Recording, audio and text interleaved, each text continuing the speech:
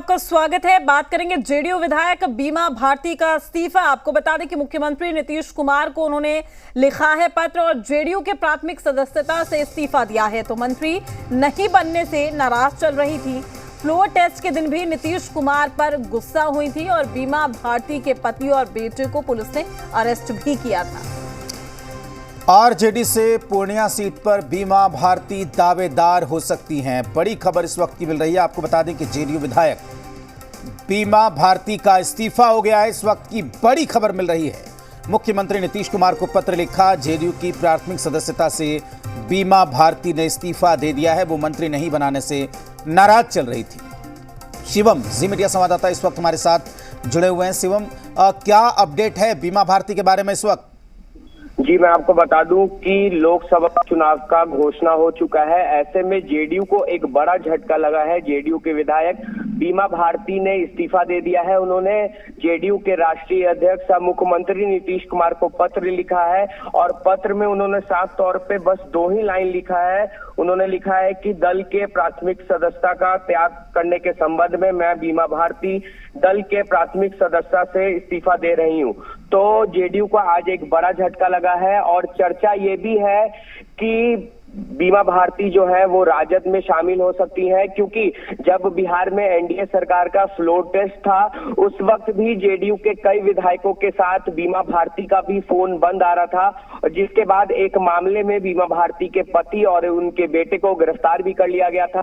फिलहाल वो दोनों जेल में है, जिसके कारण बीमा भारती जो है वो काफी ज्यादा अपनी पार्टी से नाराज चल रही थी। पार्टी के तमाम बड़े नेताओं ने बीमा भारती को मनाया था, जिसके बाद बीमा भारती फ्लोर टेस्ट के दिन पहुंची थी और एनडीए सरकार के पक्ष में वोट किया था। पर जो इस वक्त की जानकारी निकल कर आ रही है कि बीमा भारती ने इस्तीफा दे दिया है, वो राजद के संपर्क में है और राजद से पूर्णिया सीट से लोकसभा का चुनाव लड़ सकती है। पर आपको यह भी बता दें कि पूर्णिया सीट से पप्पू यादव भी चुनाव लड़ना चाहते हैं। उन्होंने बीते दिनों पहले ही अपनी पार्टी का विलय कांग्रेस में किया है। उन्होंने राजद सुप्रीमो लालू यादव और तेजस्वी यादव से मुलाकात भी की थी, जिसके बाद ये चर्चाएं तेज हो गई थी कि महागठबंधन से पूर्णिया सीट पर जो है वो पप्पू यादव उम्मीदवार हो सकते हैं। पर इस वक्त की बड़ी खबर है कि बीमा भारती ने जेडीयू से इस्तीफा दे दिया है।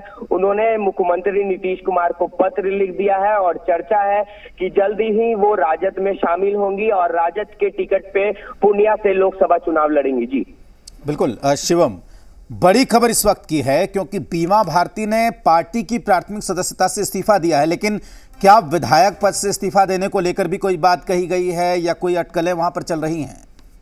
जी, मैं आपको बता दूं अभिषेक की बीमा भारती अगर पार्टी से इस्तीफा देती हैं तो जो उनकी सदस्यता है वो भी खत्म हो जाएगी, क्योंकि उन्होंने पार्टी से खुद इस्तीफा दिया है, जिसके बाद उनकी जो सदस्यता है विधानसभा से वो भी खत्म हो जाएगी और चर्चा है कि वो राजद की टिकट से पूर्णिया से लोकसभा का चुनाव लड़ेंगी। जी, तो इसका मतलब ये हुआ कि अगर पप्पू यादव आए हैं पूर्णिया से चुनाव लड़ने की बात कर रहे हैं, तो अगर बीमा भारती पूर्णिया से उम्मीदवार होंगी तो ये मान लिया जाए कि इंडिया गठबंधन में अब कांग्रेस नहीं है, टूट गया है गठबंधन।